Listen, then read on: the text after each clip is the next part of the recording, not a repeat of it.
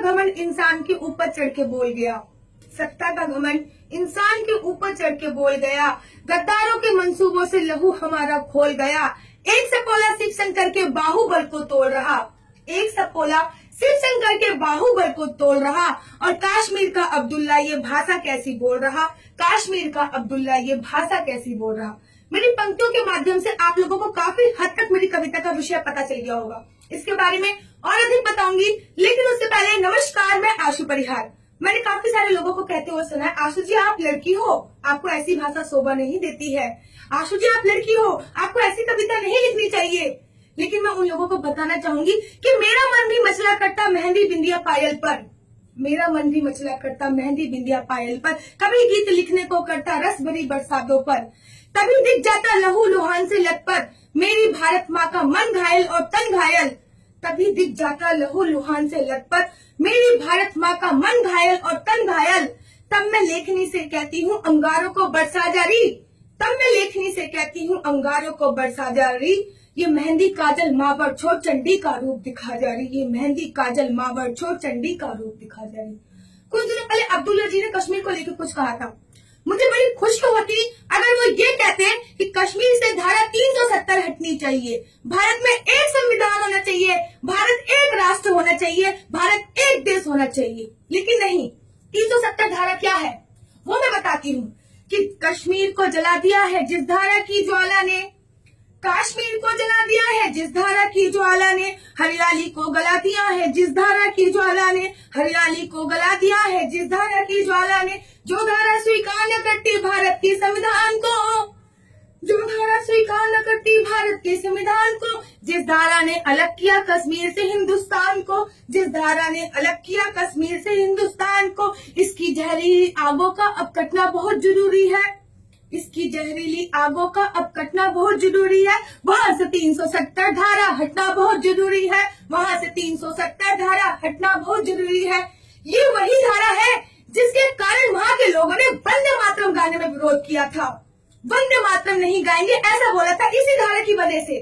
क्या कहते हैं, हमें आजादी, वहाँ हमें आजादी की अभिव्यक्ति का अधिकार नहीं, वहाँ हमें आजादी की अभिव्यक्ति का अधिकार नहीं, राष्ट्र पर्व पर भारत माँ की होती जय जयकार नहीं, शर्मसार होना पड़ता है भारत भाग्य विधाता को, शर्मसार होना पड़ता है भारत भाग्य विधाता को। रोज 370 गाली देती भारत माता को, रोज 370 गाली देती भारत माता को। एक बात बताती हूँ आपको कि 370 धारा है क्या। कि 370 धारा के अंतर्गत ये आता है कि अगर कश्मीर की लड़की हिंदुस्तान के किसी भी लड़के से शादी करती है तो उसकी कश्मीर की नागरिकता खत्म हो जाएगी। लेकिन अगर कश्मीर की लड़की पाकिस्तान के किसी लड़के से शादी करती है तो उस पाकिस्तान के लड़के को कश्मीर की नागरिकता मिल जाएगी। यही तो आतंकवाद की मूल जड़ है।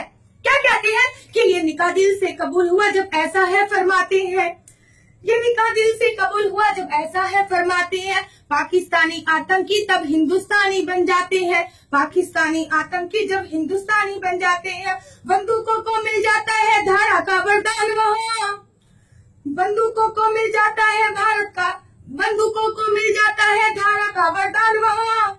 और नामर्दों की तरह खड़ा रहता है भारत का संविधान वहाँ, नामर्दों की तरह खड़ा रहता है भारत का संविधान वहाँ। एक नारा सुनती हूँ कि अच्छे दिन आने वाले हैं, एक नारा सुनती हूँ कि अच्छे दिन आने वाले हैं, राष्ट्रभक्त भारत माँ को सम्मान दिलाने वाले हैं, राष्ट्रभक्त भारत माँ को सम्मान दिलाने वाले हैं। देश तुम्हारे साथ खड़ा है आगे बढ़ते जाओ तुम, देश तुम्हारे साथ खड़ा है आगे बढ़ते जाओ तुम, भारत की आजादी की नई गाथा जड़ते जाओ तुम, भारत की आजादी की नई गाथा जड़ते जाओ तुम। हिंदू वीर को दहशत का ये देश चाड़ना ही होगा, हिंदू वीर को दहशत का ये देश चाड़ना ही होगा, और 370 वाला अब ये टेस्ट फाड़ना ही होगा। तभी घाटी के चप्पे चप्पे में वंदे मातरम गाएंगे, तभी घाटी के चप्पे चप्पे में वंदे मातरम गाएंगे, श्रीनगर के लाल चौक पर केसरिया लहराएंगे, श्रीनगर के लाल चौक पर केसरिया लहराएंगे।